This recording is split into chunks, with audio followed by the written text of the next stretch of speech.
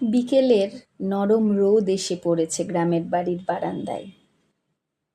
উঠোনের কোণে পুরনো আম গাছটা হাওয়ায় দুলছে।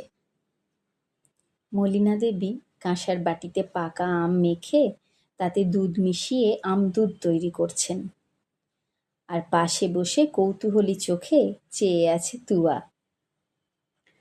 তুয়া জিজ্ঞেস করল, ঠাম্মি, তোমার হাতের আমদুধ এত টেস্টি হয় কেন? মলিনা দেবী হেসে বললেন, শুধু আম আর দুধ দিয়ে নয় দিদি ভাই, এর সঙ্গে মিশে থাকে অনেক দিনের গল্প।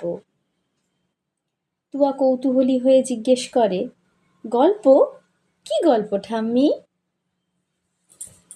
মলিনা দেবী একটু দূরে আম গাছটার দিকে তাকিয়ে যেন ফিরে গেলেন সেই ছোটবেলায়। তিনি বলতে শুরু করলেন, যখন আমি তোমার মতো ছোট ছিলাম, তখন গরমের সময় আমরা সবাই আম কুড়োতে যেতাম। ঝড় হলে তো কথাই নেই, কে আগে আম কুড়োবে তাই নিয়ে ভাই বোনদের সে কি হই হই। তুয়া চোখ বড় বড় করে জিজ্ঞেস করলো, তারপর? তারপর দুপুরে আমার মা বড় থালায় পাকা আম দিয়ে আমদুধ বানিয়ে দিতেন, আর আমরা সব ভাই বোনেরা একসাথে বসে খেতাম।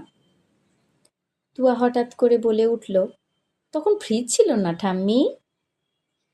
মলিনা দেবী হেসে বললেন, না দিদি ভাই, তখন ফ্রিজ ছিল না, মোবাইল ছিল না, আমরা সকলে একসাথে অনেক গল্প করে সময় কাটাতাম। তুয়া এক চুমুক আমদুধ খেয়ে বলল, এতে তোমার ছোটবেলা মিশে আছে ঠাম্মি, তাই এটা এত ভালো খেতে। মলিনা দেবী স্নেহভরা হাত নাতির মাথায় বুলিয়ে বললেন, ঠিক তাই দিদি ভাই, আমি যখন থাকবো না তখন তুইও তোর নাতি নাতনিদের বানিয়ে খাওয়াবি এই আমদুধ, কেমন?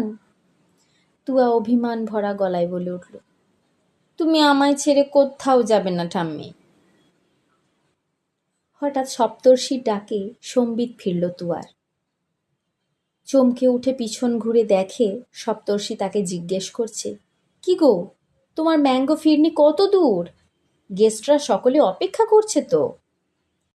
আর কখন থেকে তোমায় ডাকছি, কি এত ভাবছো বলো তো? সদ্য নতুন সংসারে পা দেওয়া তুয়ার চোখ দুটো জলে ভরে এলো।